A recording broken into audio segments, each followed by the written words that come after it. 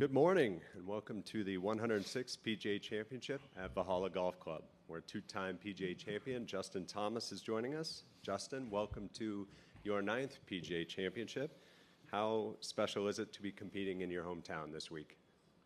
It's very special. I've been, there's a lot of, I would say, this tournament at this golf course is a lot of reason, I feel like, of my love for professional golf and wanting to win majors and golf tournaments and watching Tiger here in 2000 in person. But no, it's just crazy how fast it's gotten to this week from when it was announced to me being on tour and being fortunate enough to win this tournament and now actually being here. So I'm happy it's here.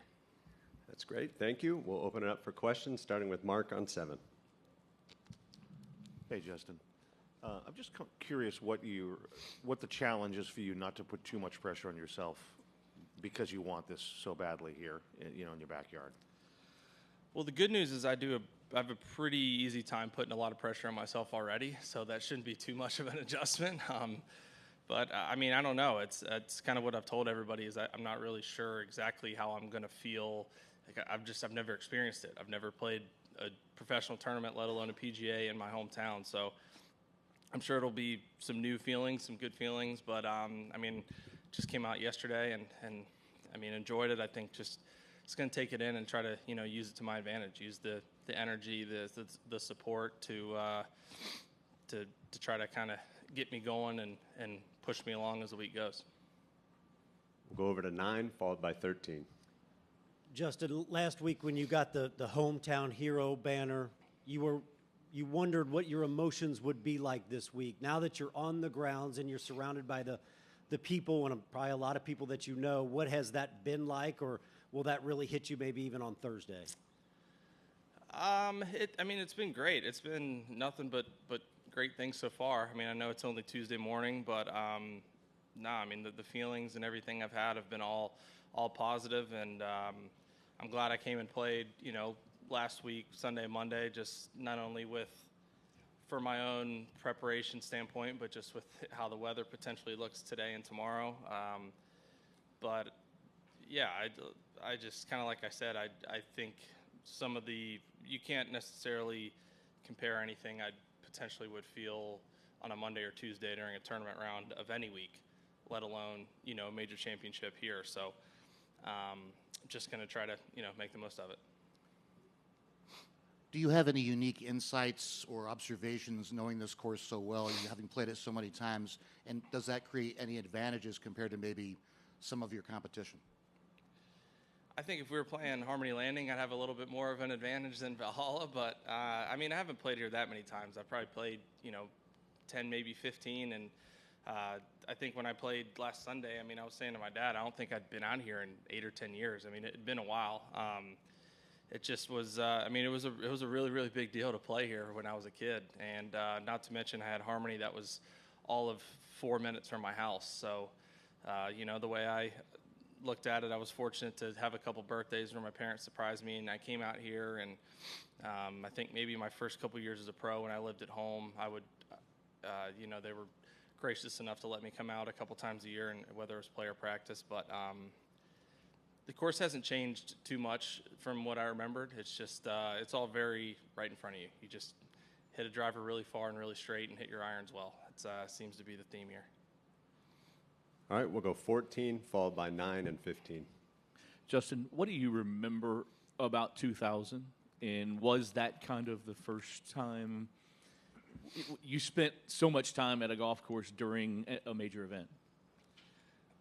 Yeah, I obviously don't remember a lot of being 7 years old, but I remember just being inspired, being very in awe. I hadn't been to anything that big, or just, the energy that week was crazy. I think, as you know, the Kentucky, Louisville sports fans are they're sports fans, and we don't get golf tournaments really ever, let alone major championships. So when it comes here, I think you see that with some other Midwest venues that they love it, and just the energy was was crazy that week, and just hearing the roars in person.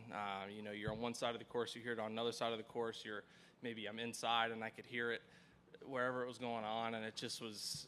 I mean, as a 7-year-old, that's pretty cool to hear in person, and you think you can do anything when you're that age, but watching Tiger and Bob May duel it out, and how it all ended, and me being the Tiger fan that I was, it was about as perfect of a week as I could have imagined, and I just remember, that I had not that you know what you want to do when you're 7 years old, but I had a pretty good idea that I wanted to play golf.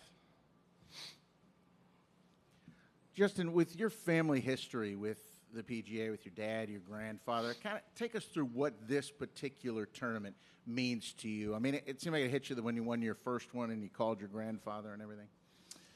It means a lot. I've been very, very fortunate to have some great experiences at PGA Championships, just, with my dad serving on the board of the PGA, and all the directors, everybody, they were always very nice and gracious to me, and they didn't necessarily need to be. I mean, this is a busy week for the board members and everybody involved in the PGA, and for them to always take time out of their day just to say hi to me and whatever it was. So I mean, I just remember in 2017,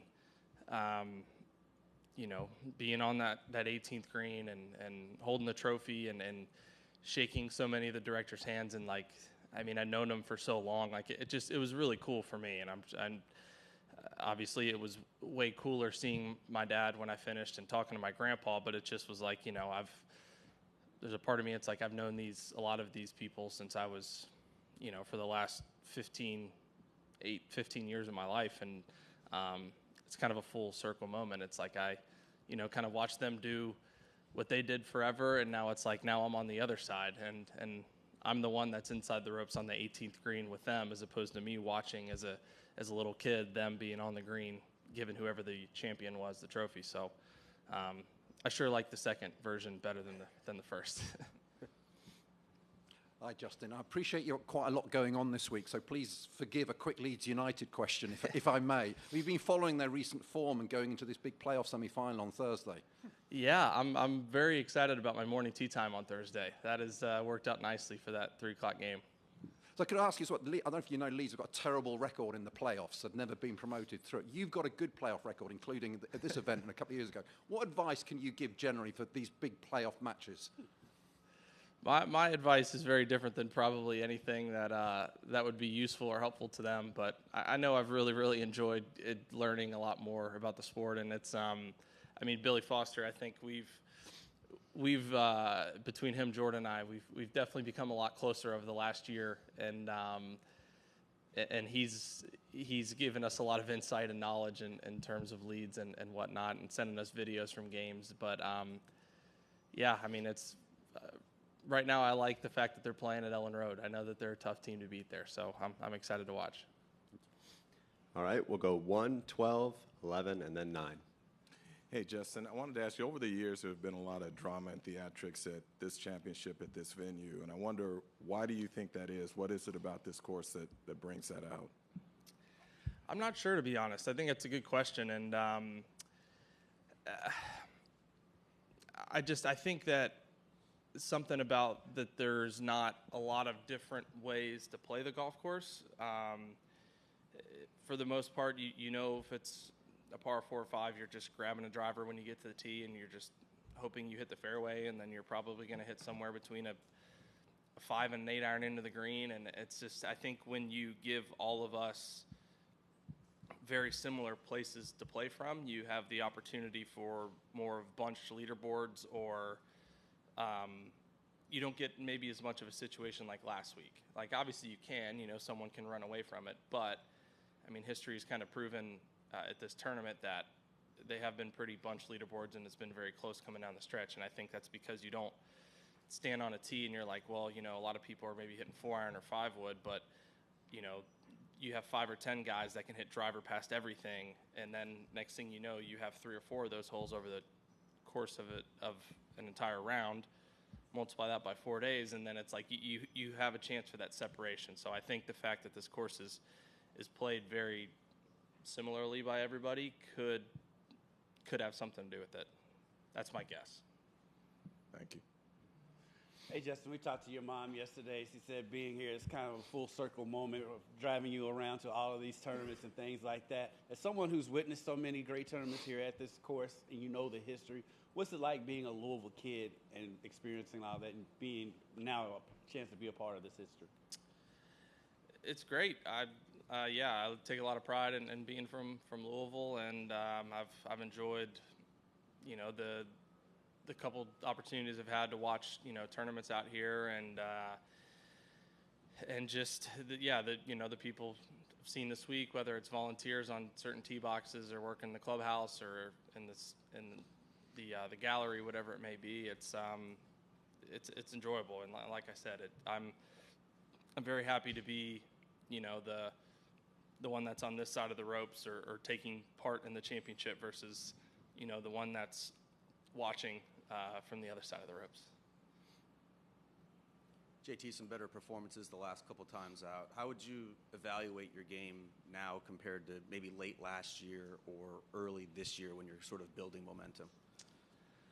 I feel like I'm playing well. I feel like I haven't necessarily gotten as much out of my golf as I feel like I've been playing, which can be frustrating at times, but it also just reminds me that, I'm close and I just need to kind of stay patient. I mean, I finally feel like at least of this year, I know I've been playing well enough to win. It's a matter of doing it. I think there's plenty of, I don't know how to put a number on it, but I'm sure there's kind of anywhere from 10 to 20 people each week that probably play well enough to win. It's just there's only one that takes advantage of the most and does all the right things, and I just haven't been that person yet this year. And hopefully it happens sooner rather than later. But I just have to, kind of keep trusting what I'm doing and understand I'm working on all the right things and know that it will happen. I just can't, force the issue or press because that usually doesn't end well. Up to Mike 9. Justin, when you look at the guys in this championship and the class and the talent, obviously Scotty's won the last couple times he's teed it up. Rory's won the last couple times he's teed it up. Does it almost feel like you have to play perfect in order to hoist that thing at the end of the week? I know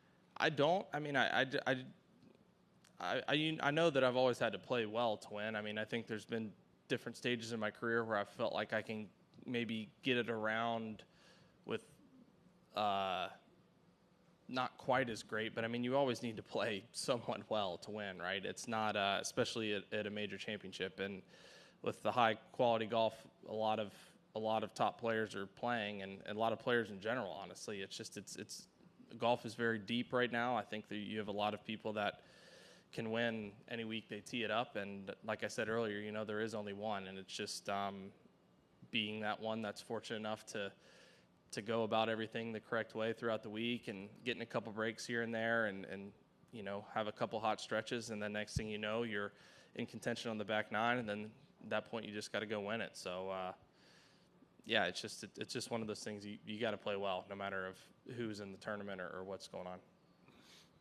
All right, we'll wrap things up with Mike 17, followed by 8. You joke about putting too much pressure on yourself sometimes, and we've seen you at Augusta or other times show emotion when things don't go right. I guess, how much is that something, that pressure, something you have to work on with yourself, something you have to make strategies for kind of how not to do that? It's tough. It's a lot harder than improving your wedge game. It's not like I can just go out and set a TrackMan down and work on hitting my numbers. It's just one of those things like I think at least I've learned that you can't just want it to get better and it magically gets better. It's just I think I've kind of realizing certain times, like it's like, okay, acknowledging that I'm feeling certain things or thinking a certain way and then doing something about it or trying to shift how I'm thinking about it or what I'm doing. And it's tough, right? Like it's one of those things you can't just flip the switch. And I think all the greats at it, or everybody, you know, that's, you could say arguably all the goats of their sport, like that's what they do better than anybody else, is they stayed in the moment and the process better than anybody, and they also can't explain how they do it because it's all they know. So everybody goes in stretches of when it's easier than other times, and you know, I look at Scotty and how he plays, and I think he does that better than anybody in the world. And not only is his golf unbelievable, but that I think has a lot to do with how well he plays, because he just stays in his own world and stays in his process, and no matter what's going on, and he trusts in his ability, kind of thing. So that's, you know, what I'm continuing to work toward for myself.